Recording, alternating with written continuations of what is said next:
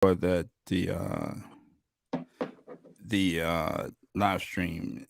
Okay.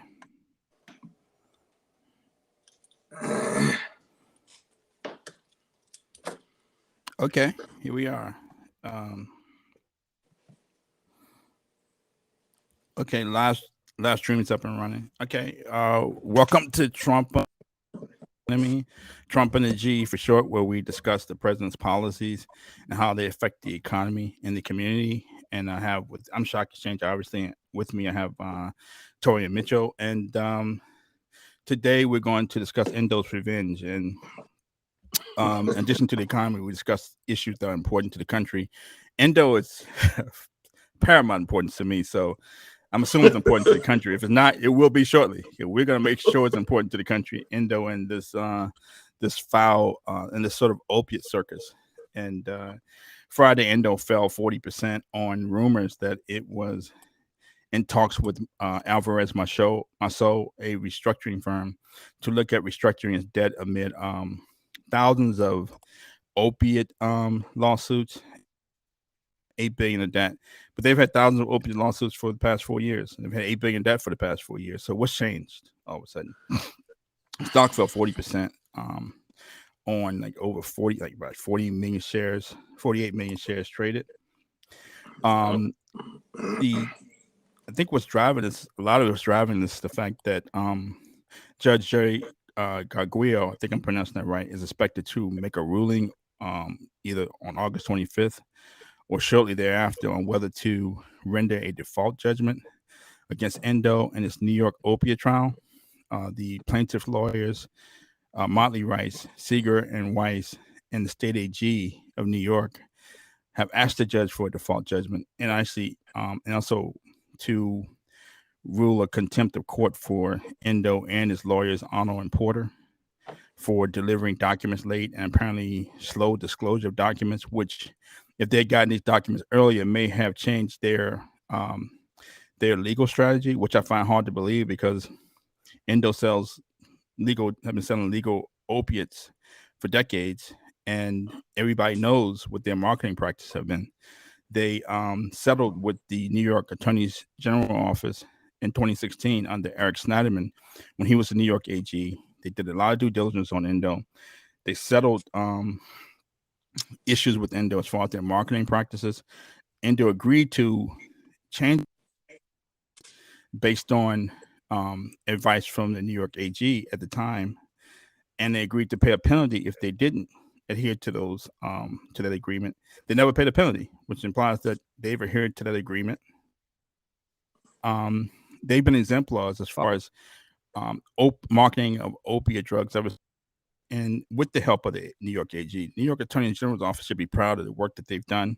Endo should be proud of the work that they've done as far as uh, improving their marketing strategies regarding opiates. They actually took Opana off the market in 2017, so they don't even market opiates anymore.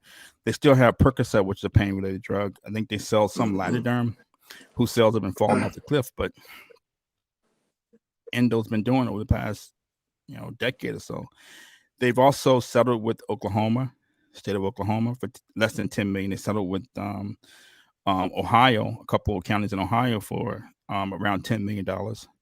And Seeger Weiss, Motley Rice, and these plaintiff lawyers have been have been negotiating on behalf of plaintiffs around the country in this MDL. So they've been negotiating in New York, San Francisco, Chicago, Oklahoma, Cleveland. So they should have access to those documents that Endo says is already provided in other areas. So I'm trying to figure out what information that New York AG wants that they didn't get back in 2016.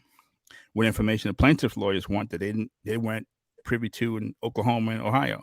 Seems like they want maybe some emails or some damaging emails that they could show to the jury to, I wouldn't say prejudice the jury, but maybe prey on the emotions of the jury and settlement talks. And Endo, Teva, AbbVie, Johnson & Johnson, so on and so forth, have all admitted that they've had a role in the opiate crisis. They weren't the sole perpetrators, but you had the DEA, the FDA, country policymakers around the country have known that these opiate manufacturers have been marketing opiates aggressively for chronic pain when previously these opiates were used for critically care patients. For instance, I'm familiar with Percocet because my wife took Percocet when she was delivering my son. That's how I know what Percocet is. Future, the rapper Future, has a song called Percocet. Keeps repeating, chanting Percocet, Molly Percocet. And I was singing the song, didn't have no clue what he was talking about. No clue what people were taking Percocet to get high. I had no clue. But when it comes to the opiate crisis, the plaintiff lawyers and the policymakers tend to focus on the opiate manufacturers, not on Future, not on the DEA, not on the FDA that approved these drugs. So that's where we are. And so I'll let on the goings on from Friday, because the Endo stock has been dropping for a while. I think it's been manipulated by some shorts. Friday was a tough pill to swallow, seeing the stock fall 40%. So I'll let Torian weigh in. Yeah, I mean, I think, two phenomena for me that continue to stand out, especially from yesterday. Kind of waking up, seeing the drop in the pre-market. I think just my first reaction was, like, oh shit. What came out from Endo, from the courtroom, from the lawsuit, is something, it's something from the past crawling back into the present, that pretty much Wall Street, knows about, as we stated before. And that position, interestingly enough, that position has never changed, that Endo, 84 to 86% of Endo float is held by institutions. And in spite of the, essentially the last 2 months, so pretty much the summer, Endo has been getting beat up, pretty badly with the effective float. So this is still, if you look at the shares outstanding, if you look at the float, 84%, 84 to 86% of the float is held by institutions, which only leaves a little over about 20 million shares left. So this is pretty thinly traded. So knowing that the price action decline, with a few outliers here and there, but overall in a downward position over the last few months, it points, we've said it before, we continue to stand on that these shorts are convinced of something. And to wake up and see 40%, almost a 40% drop, it was like, oh crap. What has changed that has given confidence to such a price drop, and to see nothing, like absolutely nothing of substance.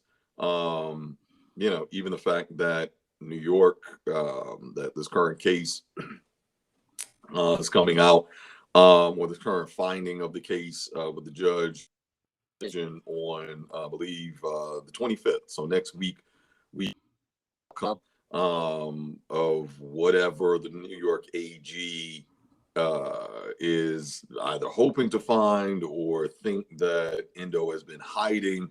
But the thing that stands out to me in all of that is that when you look at the state of Oklahoma, you look at the state of Ohio, Endo was literally given a pat on the back openly for the way that they've handled, like, from those state AGs respectively, from Ohio State, from Oklahoma State AG, publicly came out and gave a pat on the back to Endo in terms of the way that they have handled the case, the way that they have been forthright, the way that they have opened their books, the way that they have participated and cooperated with investigations, and have done so preemptively.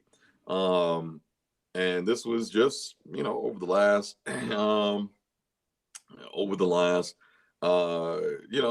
year and a half, 2 years. So you're understanding that New York has been in the mix the entire time. Like, what are they hoping to discover that Oklahoma and Ohio have not been able to discover?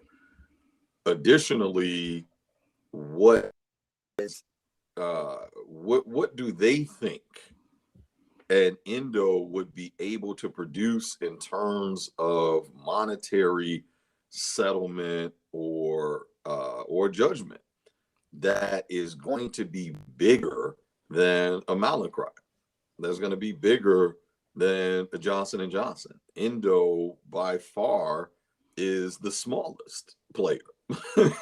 That's the thing. Endo is the smallest player when we even when we compare it to Teva. So,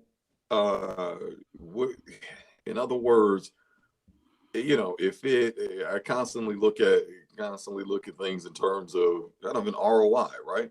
If it takes me, a couple bucks to earn, say $1,000, if I can take $2 to earn $1,000, right? But if it takes me, $996 to, earn $1,000, well, the ROI isn't as attractive. And at this, New York AG is taking $999 to try to earn $1,000. So, in other words, what is the ROI here that they're expecting out of all of the effort? You're dragging this thing out. New York AG has already done a fantastic job in the sense that global settlement, you've already captured $30 billion. And yet you continue to drag this thing on. New York, if you look at the infighting that's been happening between de Blasio and Cuomo over the last 4 to 5 years, at this point, prior to Cuomo's recent resigning and stepping down. But one of the things that we quickly learned is that New York State has been largely cash strapped. So the longer the New York AG continues to, the more that the New York residents that have been affected and largely impacted by the opioid crisis continues to drag out the help that they need by way of rehabilitation services, by way of social services, and helping to, frankly, get their lives on a better path. And all for what? That's really the question that I'm asking. All for what? You're preventing folks getting the help that they need, and all for what? To get an extra couple $1,000,000 from the smallest drug maker in that entire mix. They don't have the budget that Johnson and Johnson have. They're not an AbbVie. They're not even a Teva. They're not even a Mallinckrodt.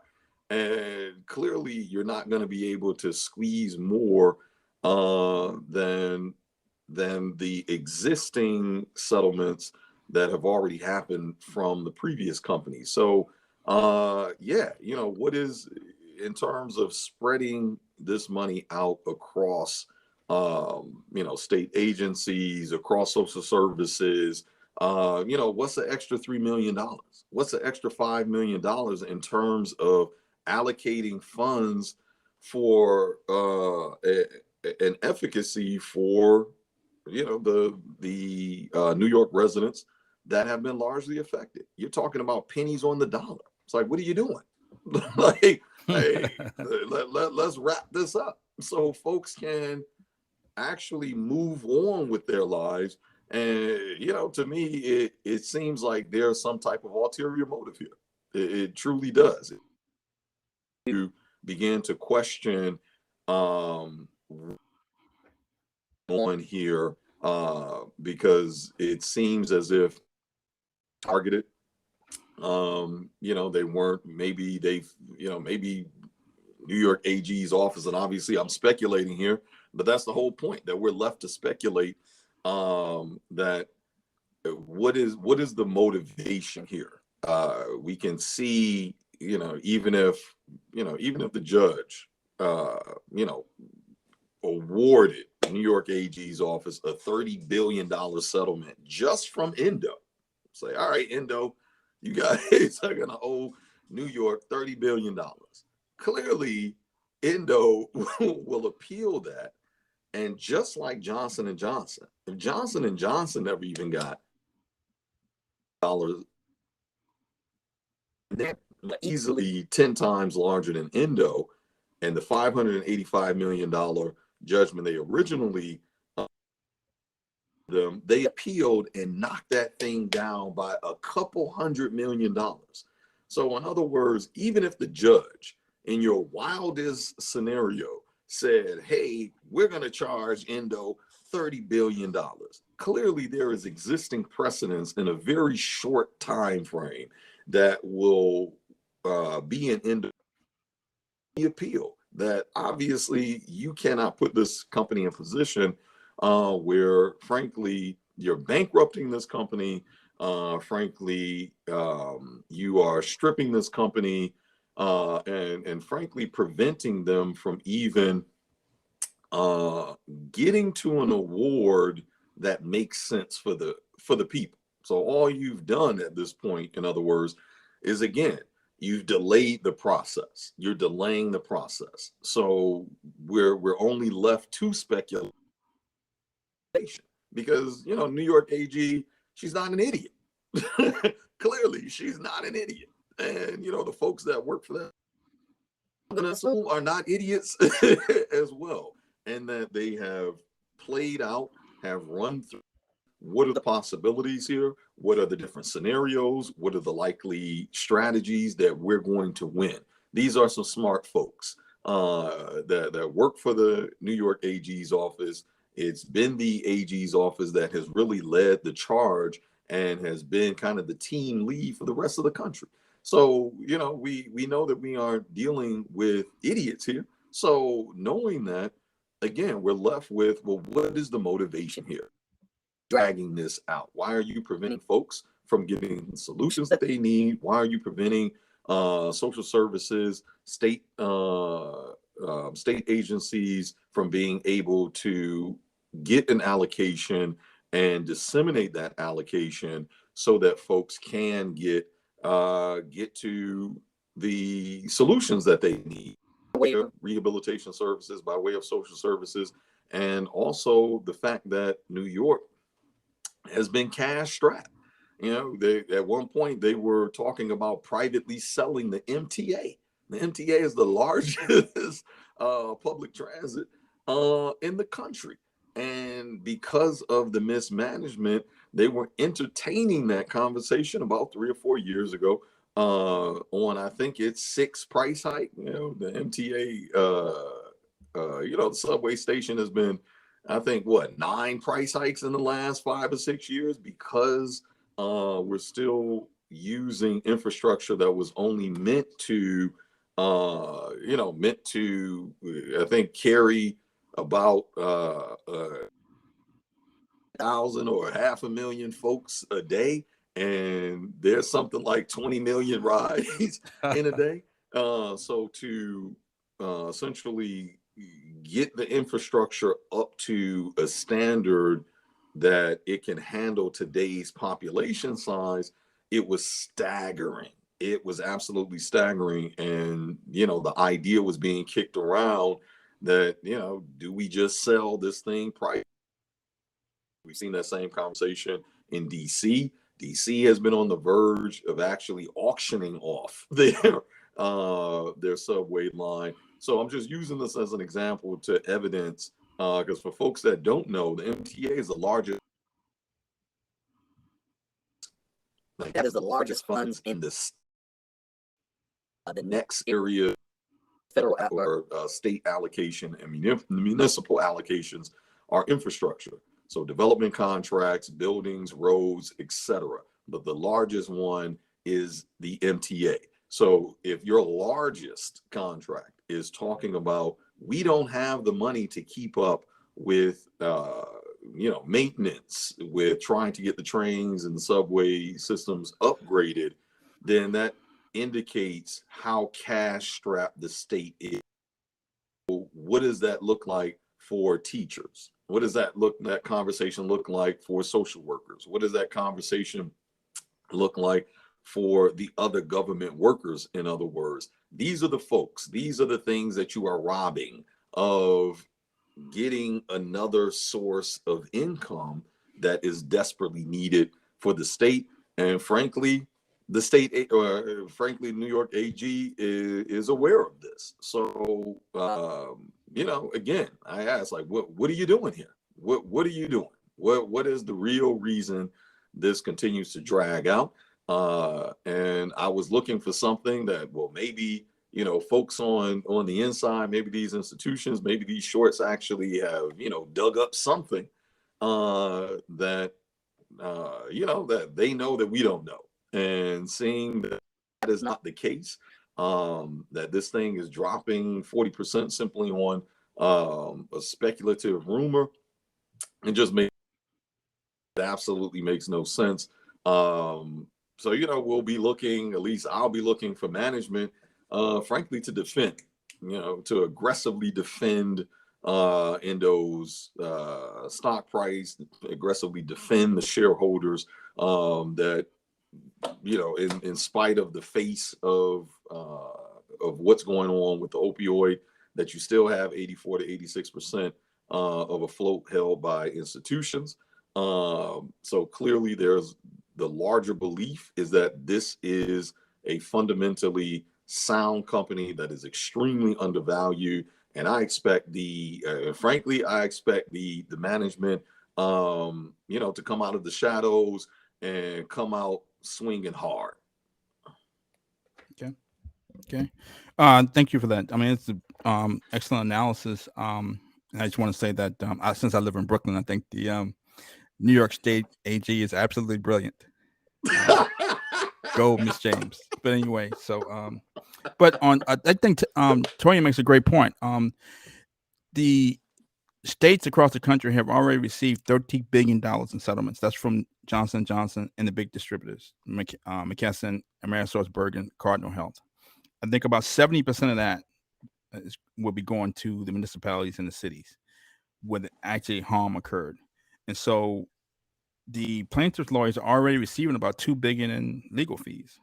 And I think they've earned it. I think when this first started, there was no real pathway. A few years ago, there was seemingly no real pathway to a settlement. But the plaintiff lawyers and Judge Dan Poster put a lot of legwork up front, and they did a brilliant job of coming up with this settlement mechanism to find a pathway to a settlement for all the states where the interests were aligned, for the states and the municipalities and the counties and the cities where it occurred. And Judge Poster, did a good job of wrangling these guys and saying, look, you probably can't get a public nuisance claim in court for the states, and to the companies, you can't possibly defend yourselves in 3,000 lawsuits. You can't afford it. So the best thing to do is negotiate. And he and the plaintiff lawyers did a great job coming up with the settlement mechanism. And I think these plaintiff lawyers, Seeger and Weiss, Motley Rice, and so on and so forth, have earned every penny so far. But it seems like to me to keep this going on seems like it's a money grab and pure greed. To throw out some numbers, the tobacco settlement was $246 billion, and the cities and the counties received about 7% of that, where the harm actually occurred, and that was maybe a total of $15 billion to the municipalities where the harm actually occurred. The opiate settlement right now, if they didn't receive another penny from Endo, Teva, AbbVie, or the pharmacies, Walmart or CVS, $21 billion would go to the municipalities and the counties where the harm occurred. They've already bested the tobacco settlement. So what's all the hoopla for? What's all the talk of default judgments and uh, potential contempt of court, and a headshot for Endo. What's all the bombastic rhetoric for? They've already bested the tobacco settlement, and they've done a great job. And and particularly Dan Poster, they should be extolled for that. To keep this going on, it seems like it's greed and it's some type of it seems like people want to be Johnny Cochran and F. Lee Bailey and want to be, get rich and famous off the back of these opiate manufacturers. And there is harm going on right now. I think this is Judge Poster's worst nightmare. He did not want these trials to go linger on in perpetuity. And now these opiate trials and these press releases and these articles in the corporate media, now has become a public nuisance, I think, to the public. It's become a nuisance to shareholders. I thought this was going to be about maybe a couple years before it got settled. It's going on and on and on, and it seems like there's no end to it. President Trump negotiated a settlement with Purdue Pharma right before the election. I don't think he's given enough credit for that. That set in motion probably or set the stage for with Johnson & Johnson and the distributors. When he said, look, get this done and get the money into the communities where harm has occurred for treatment and prevention, which was supposed to be what all this was about. But you can't tell me 4 or 5, 6, however long this goes on, that you're for the community and for treatment and prevention. It seems like it's something Trump said motion or set the table for a global settlement that's occurred already. So now it seems to be a pathway for maybe Teva, Endo, and AbbVie to get a settlement. Secondly, at some point, I think President Biden may just have to step in and say, look, get these guys in a room, come up with a deal that's fair, and keep this moving, because I don't see how this is ever going to end. It's become a public nuisance, and we need President Biden to step in and say, let's get this deal done. If Trump was still in office, these settlements would have been done already, in my opinion. Which is one I was scared of a Biden president. Be nobody in place to say, let's get this deal done. As far as Endo is concerned, it's trading, I think it has a equity market capitalization of less than $500 million, which is darn near criminal. Just throw out some numbers. Q2 revenue was $714 million, up 4%. And it grew revenue despite decline in Vasostrict, its largest product, as hospitalizations decline as we come out of the pandemic. An EBITDA of $302 million, up 5% year over year, and that's despite a spike in R&D expenses, probably related to Quo. So the company has margins of over 40%. Strong company, strong cash flow. It has a equity market cap, enterprise value of $7.2 billion. It trades less than 6 times TA, which is darn near criminal given all the potential, especially with the growth of Xiaflex. It's growing at double-digit rates, and the potential for Quo, which I think we'll see some traction in the second half of this year and maybe in the first half of next year as the economy continues to reopen. I think it has the potential to be a blockbuster drug for Endo. Talked about has been its recent approval for generic Chantix, which treats smoking cessation. Pfizer makes Chantix and generates over $1 billion in revenue, 1.1 billion in revenue before the pandemic. So it's marketed about 1.1 billion in revenue. Pfizer's taking Chantix off the market. It already has a black label, already has a black box label on the treatment. Endo's got approval for it. If there's some back of the envelope numbers, Endo got 50% market share at a 30% discount due to the generic, a lower price for the generic versus the branded drug. It could generate about talking about $550 million, about almost like $400 million after the 30% discount. It would be Endo's third largest product after Vasostrict and Xiaflex. I think Vasostrict did about 197 million in revenue in Q2. Xiaflex did about 111 million in revenue in Q2, and generic Chantix could be right behind Xiaflex. And I don't think these numbers are priced into the share price. I think it's all people talk about is the speculation over a potential restructuring, and there's no guarantee that they've actually engaged Alvarez Marsal. I think we'll see what happens on August 25th, which the judge says if there's actual default judgment or there's no action whatsoever.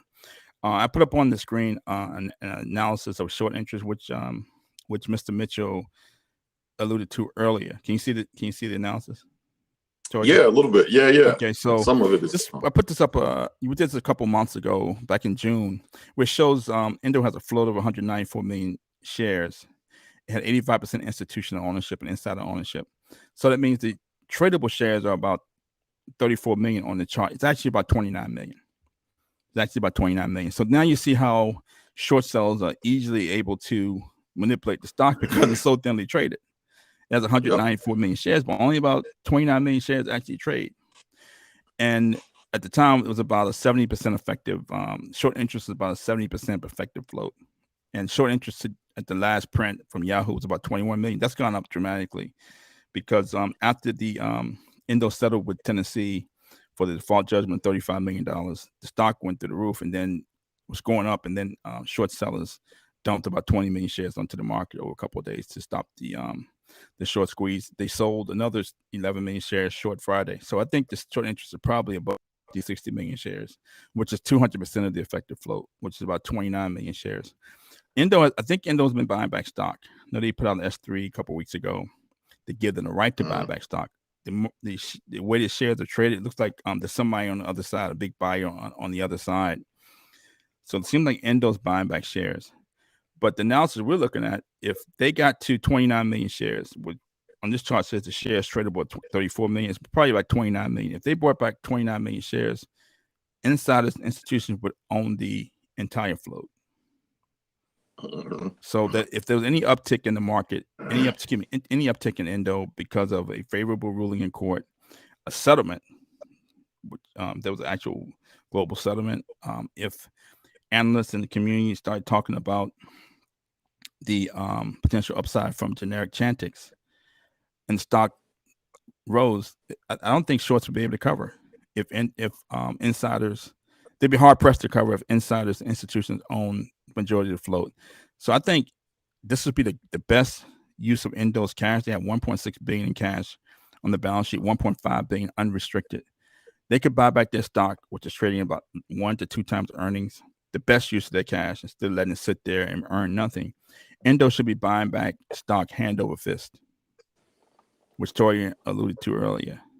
And if they actually bought back, again, repurchase shares of 20 to 29 million shares, insiders and institutions would control practically 100% of the float. And if shorts wanted to cover, they'd be hard pressed to cover if nobody's selling. So the stock is thinly traded. So if it can be easily manipulated on the downside, the opposite is also true. I think it's time for Endo bulls to fight back. I think it's time for people who are concerned about this opiate litigation that never ends to speak up, because all we're hearing now are from lawyers and state AGs and from the corporate media like Reuters, who write articles about a smoking gun from Endo. Endo's a company that has a $400 million market cap. They're writing this many articles about a company with a $400 million market cap. It's ridiculous. A company that's been best in class in terms of how they dealt with the opiate crisis, how they've changed their marketing strategy related to opiates. They've been best in class, and they've actually taken upon off the market. They've been exemplars as far as how a company should react to an epidemic that's been recognized by the industry, by the media, and by policymakers. So they should be celebrated off preemptively too, not castigated. So this is the analysis that Mr. Mitchell was referring to earlier. I think Endo should buy back stock hand over fist. Endo bulls. They have a fiduciary responsibility to enhance shareholder value and put money to work at a high ROI. This is the best use of their cash, in our opinion. And Endo bulls should be bombarding investor relations with calls to buy back their stock, emails, so on and so forth, to buy back their stock. If the stock spikes Monday, which I think it could, we could see we could see some real traction for the stock for the first time in a long time. I wouldn't reach out to Wall Street Bets or to Reddit if they don't want to make money. That's their business. I think we can just with the bulls on Twitter or stock twits, and also reaching out to management, we could help gain some traction for the stock without reaching out to Wall Street Bets or Reddit. We don't necessarily need them if they don't want to make money and they're not capitalists anymore. Then that's their business. So I'll let Mr. Mitchell weigh in on his chart, and then after that we'll get to sort of the a big picture as far as the opiate crisis and sort of next steps for Endo. No, I mean, I think you've summed up in a pretty succinct way that the numbers it doesn't make sense. It makes zero sense. The thing that I constantly point to, kind of, I think maybe I've said it a couple times, on this platform, but I've certainly said it offline on my soapbox, that is mind-boggling when you have a company like Ride, who is pretty much an open fraud at this point. CEO has had to step down, as being indicted for fraud. You have a company like RLX, who has pretty much zero future. China, for folks that aren't familiar with RLX, it was the largest vaping manufacturer in China. At one point, it was trading over $60 a share. Just this year alone, it was trading over $60 a share at the beginning of the year. And before China came out with a ban on what they are calling kind of morally bankrupt industries, so the ability to profit off of public harm. RLX was sitting on the top of China's target list. So by and large, this company has zero future. Meanwhile, both of those companies are trading 2 to 4 times what Endo is trading at currently. So we compare an Endo to companies that are fraudulent. We're comparing companies zero future. There's no, if you got in at $20 a share on an RLX, if you got in at $15 a share, at $10 a share, you have almost zero way of recouping your money back through appreciative value over X amount of time. China has put the plug on it, the kibosh, whatever you want to call it, but they've effectively bankrupted this company. Meanwhile, we still watch a price action that is 2 or 3 times. I believe it was just last week. RLX bounced up from $4.50, mid fours, all the way up to a little bit over $9 a share last week or the week before. So again, it makes no sense when we compare. When we compare these companies. I will forever stand on my soapbox.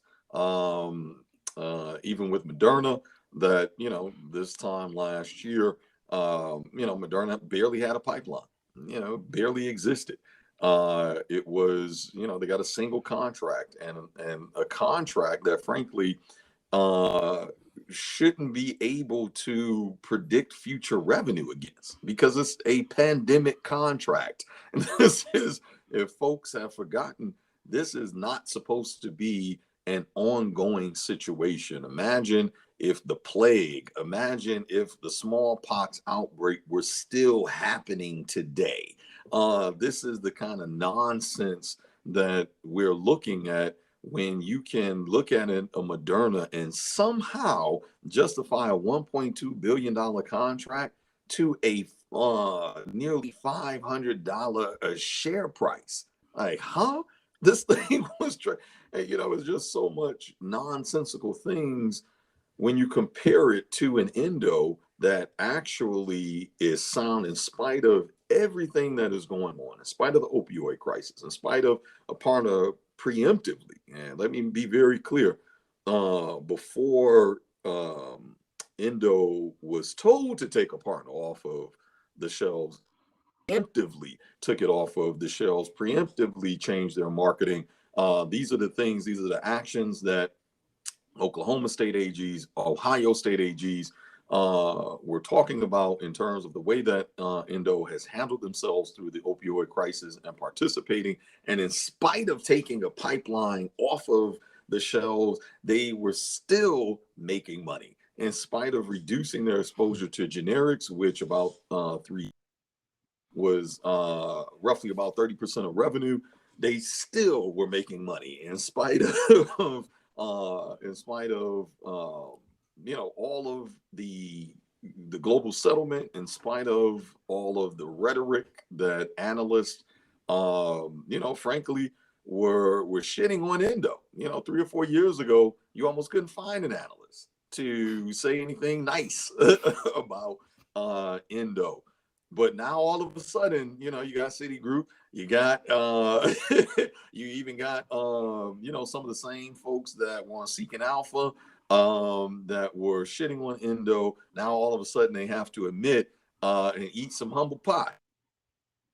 You know what? Endo is a good company. They do have solid earnings in spite of all of the doubts. Even when Xyloflex was in trials for the now usage for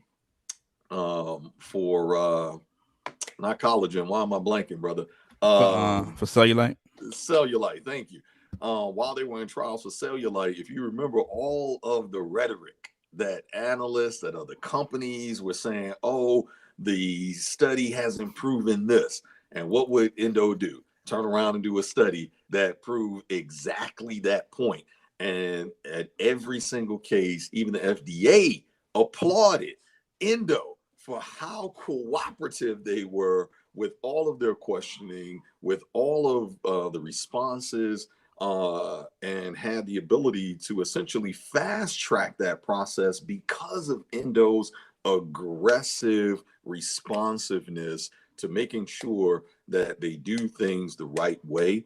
And now Quo is on the shelves in spite of a pandemic. They had to delay the initial rollout because of COVID, and in spite of having to pull back that initial rollout and really roll out under a precarious time, because that's still a big question mark, right? Before you roll out, the economy hasn't fully recovered. Folks are still suffering from COVID. What is that going to do to the numbers? They had to reduce revenue projections, rightfully so, because of what the world was going through, and especially the country was going through. And in spite of that, Quo still had some record-breaking numbers, even under the auspices of a reduced economy and reduced economic activity. So, in other words, this company is not a penny stock company. It is trading at penny stock levels, but it is not. It is far from a penny stock company, and clearly we have the backing of some of the largest institutions. The largest asset manager on the planet is one of the largest holders of Endo. Clearly, you don't get to $10 trillion in assets because you're an idiot, because you have no real framework that is consistent in evaluating companies and evaluating, especially largely undervalued companies. The balance sheet where we're pulling out the effective float and showing that is really just the icing on the cake. You can almost strip away the numbers. You can strip away the technical analysis and still even have someone who isn't that savvy in terms of understanding company valuation to see that this company has been doing the right things, that this is a solid company. The fact that this company has a market cap of anything less than $1 billion is egregious, especially when they have $1.5 billion in free cash. like that in itself, if for nothing else, if we ignore everything else, the fact that this company has a $500 million market cap while sitting on $1.5 billion in cash? Huh? Did common sense just leave the room? Did common sense dissipate somewhere out of the room? So it's like, if nothing else for that alone, this clearly a market cap of under $1 billion makes no freaking sense here. And this is why, and this is where I have to, is phenomenal as the company management has been at ignoring the noise. You know, if for folks that have listened, you can go back and listen to any of the call transcripts. Endo is not a braggadocious company. Management is highly conservative. They within the company itself, but within the pronouncements of the company. You know, they don't come out and say, oh, you know, Quo is going to be the biggest thing since Botox and overtake Botox. You know, they take a very conservative approach. Even if they were to say that, guess what? They actually wouldn't be wrong, though. Like, however, because of the egregiousness that is happening with the market, because of the short attacks that is happening, frankly, to shareholders of Endo that have been patient, this is where it is time to stick on the Muhammad Ali trunks, to pick up Muhammad Ali's gloves, and to come out swinging. As I expect you know, I expect management to be even more aggressive than the shorts at this point, and to frankly reward shareholders that have aggressively stood by Endo throughout the ebb and flow of the last few years. And you know, as you pointed out, Ralph, even the fact that they bought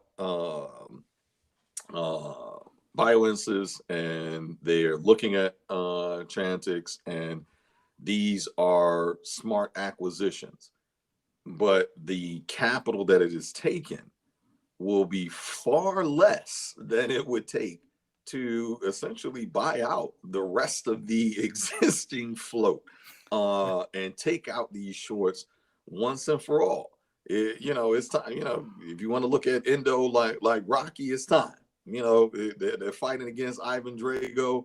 You know, you done beat up a couple pounds of ribs. You done climbed some snowy mountains.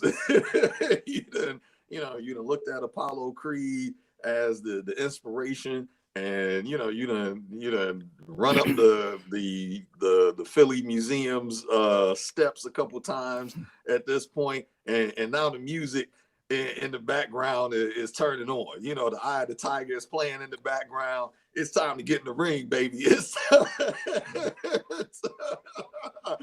this is the fight for, the fight for your life. Like, and it's time for Endo's management to come out heavy, come out hard, and come out swinging and knock these MFers on their ass. Like, that's just what it is.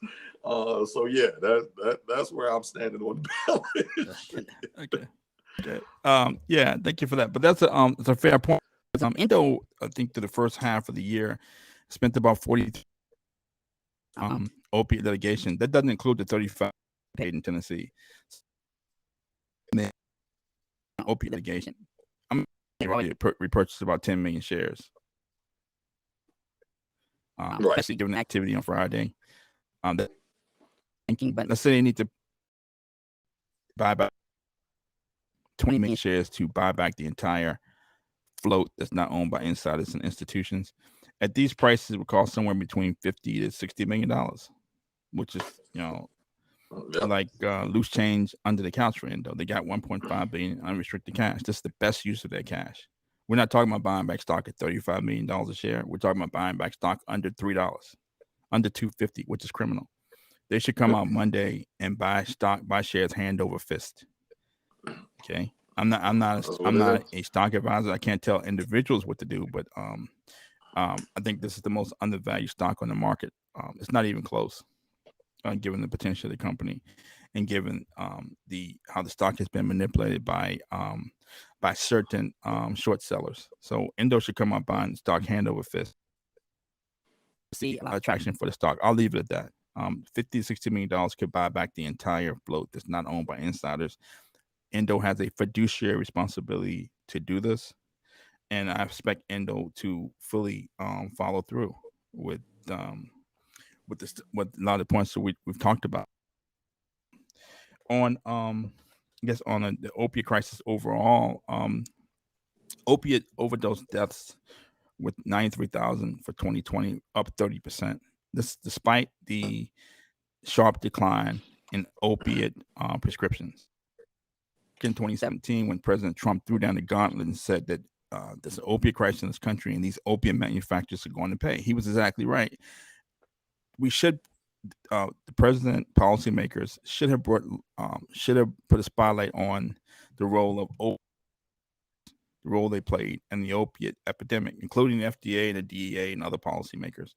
But at the time, there was a prevailing thesis that despite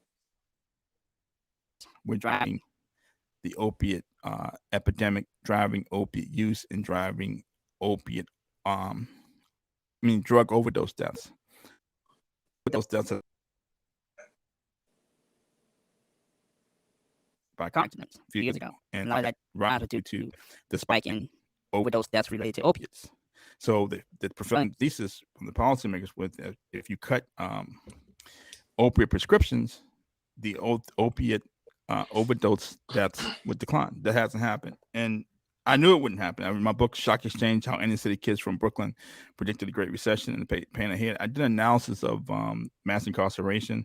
Also did analysis on the drug trade, and I extrapolated from a case study I had in my senior economics class at Hampton Sydney College under Dr. Bill Henley, where I extrapolated on this case study, said that just locking up drug dealers would not reduce the drug trade. It would not reduce the sale of drugs. You have to work on the demand side. Right. And that's what we're seeing now. Now the mainstream media is saying a lot of things. What we're saying, Torian.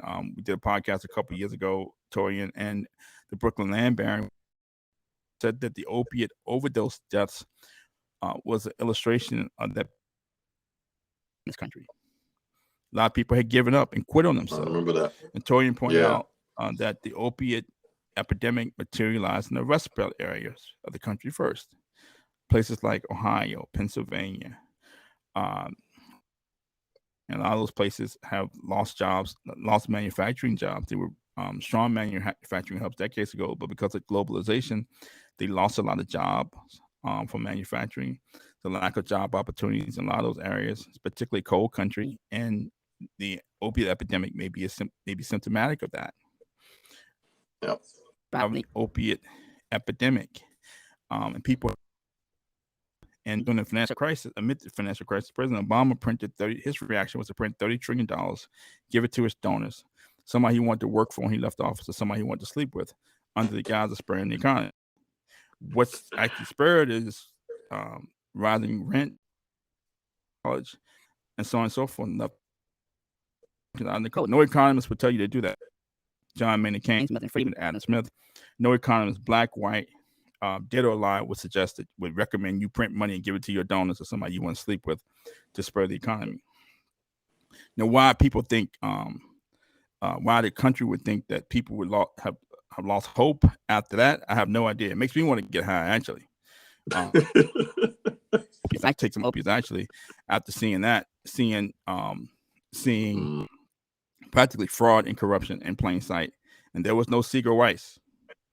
There was no Motley Rice. There were no state AGs calling for default judgments and contempt of court. Nobody getting their dander up as the Obama administration printed tens of trillions of dollars and gave it to his donors and somebody he wanted to work for when he left office during the financial crisis. So why anybody would think that millions of Americans have quit on themselves, I have no idea. But that seems to be what's happening.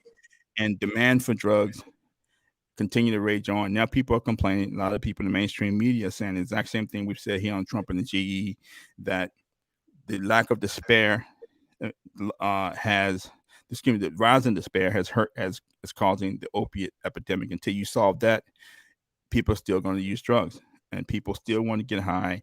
And now and opiate prescriptions, you push people, drug users, into the black market for opiates. They're taking street fentanyl, and these drugs are not safe.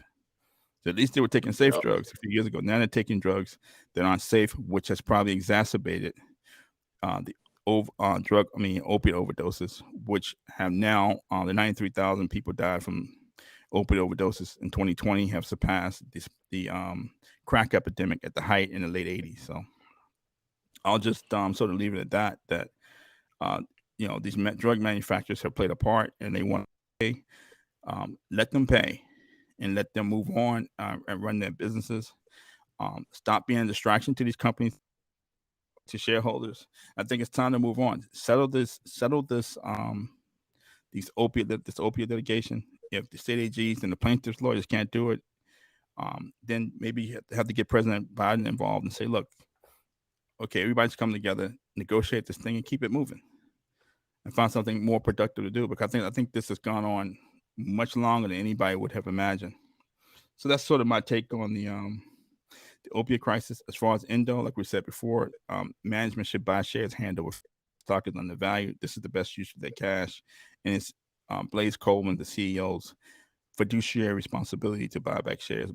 Blaze Coleman and the former CEO Campanelli have done a yeoman's job of managing the company through a lot of these issues, whether it's weaning themselves off of pain-related drugs, stopping the sale of Apana, weaning themselves off of cutting back sales of Lidoderm, Percocet, and these pain-related drugs, while at the same time servicing debt and paying down mesh claims. They've been on defense for so long. Now it's time to go on offense, because I think they started with the acquisition of Biospecifics, which is a blockbuster deal for Endo. Cultivating the Quo, which Mr. Mitchell alluded to earlier, cultivating that, investing in Quo, using what limited resource they had and putting it to productive use, and launching Quo and developing Quo. And now I think it's time to buy back stock hand over fist. And this is the best use of this stock. And I'm interested to see what happens Monday and next week with these court proceedings. So that's sort of my take. One last parting shot for Mr. Mitchell, then we'll end from there. Yeah, I mean, as far as the, I think I've made my my position known as far as Endo stock management to give a headshot of their own. So that's really what it boils down to. But as far as the larger opioid crisis itself, you're 100% right that and I think we talked about that a few years ago. When the obvious comparison was happening with opioid crisis and the crack epidemic, there were no companies held to account, government agencies held to account, in spite of the now proven participation across. But in spite of that, anytime you essentially tear down a community, by way of reducing jobs, by way of reducing education opportunities, regardless of the demographics of that community, whether it's a Black community, whether it's a white community, whether it's an Asian community, when you strip that community of education opportunities, job opportunities, you're looking at generational poverty. The current generation and previous generation have very little options that they're going to turn to. And not all, there will be some folks that will continue to scrap for opportunities, continue to do what they need to do. Well, is taking on an insurmountable amount of student debt on the premise that has been preached in this country for the last century, that education is an opportunity and that is worth it, taking on 6 figures amount of debt in order to pull yourself up by the proverbial bootstraps and pull yourself out of a generational poverty and to, quote unquote, make it, right? So, some folks will look to that and continue to look to that as a viable route. And frankly, when compared to should I take on $150,000 student loan debt, or should I plunge my life into a drug induced haze? Obviously the education route makes sense. But quite often, depending on the outcome of the educational opportunities and the job market thereafter, some of the same folks that took the risk of taking on student loan debt, doing the hard work of graduating school and then getting out into a job market that did not reward their work by paying them a living wage, or certainly paying them student debt, that it doesn't strip them of the ability to have a mortgage, strip them of the ability to have a more fulfilled life of, having a family, having children. Some of these same folks, 10, 15, 20 years later, guess what? They end up running into a drug induced haze because you took the route that, every after school special has preached to you since you were a child. Education, education, education. Education is the way out. Education is, the way to have a higher lifetime. Education is the way to improve your family situation, and then to run into an economy that has largely been stripped by some of the policies that you were talking about earlier, when you reward some of the same folks that have been that have been predatory on this economy, and as opposed to putting it in the hands of the constituents and continue to strip the economy. The options in terms of life viability seem extremely limited. And I think that contributed to the opioid crisis, and the reason why I stand on my soapbox to the New York AG and frankly say, what are you doing at this point? What are you doing? What is it that you're doing? What is, is this a political motivation? Are you hoping to get into some further office by dragging this out? Constituents of New York need the help. The states need to get additional funds into the coffer. If I have $1 and I have to spend 50 cents on treating folks, for drug problems and treatment and prevention, well, that's 50 cents that I cannot invest into education. That's 50 cents that I can't invest into building up. That's 50 cents that I can't invest into creating affordable housing, into improving the economy. So, in other words, you are not only stripping folks that have been directly affected by the opioid crisis, you are also stripping folks that are indirectly affected by the opioid crisis, because now funds that should have been allocated for improving the economy, improving education, improving the outlook for its residents and constituents now have to go towards treatment and preventative services. And you are essentially screwing everyone, both those directly and indirectly affected. So, I would just state, rethink your priorities. Rethink your priorities and get yourself together. Like that, let me just say that. Like, get it together, close this thing up. Get the cash into the hands of the states. Get the cash so it can be allocated to the residents, constituents, those both indirectly affected and directly affected. So that would be my take, my last take on opioid. Okay, thank you for that. So again, the opiate epidemic has been caused by several factors. Again, possibly globalization as decline of manufacturing jobs, particular areas, the lack of job opportunities in these Rust Belt areas where the epidemic originally materialized. Um, it's definitely not cutting the supply of drugs. Definitely not going to stop people from taking drugs. There's a demand for drugs in this country. People want to get high.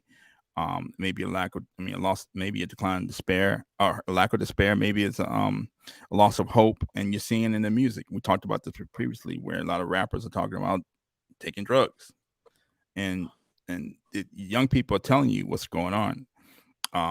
Is Possibly, I think a large part of this is due to failed policies from our policymakers, where they're more intent on helping Wall Street and helping their donors than trying to set policies to benefit the entire country. And for learning individuals, it's intellectually dishonest ways to go after these drug manufacturers for selling illegal drugs, and where other parts of society have not been brought to justice.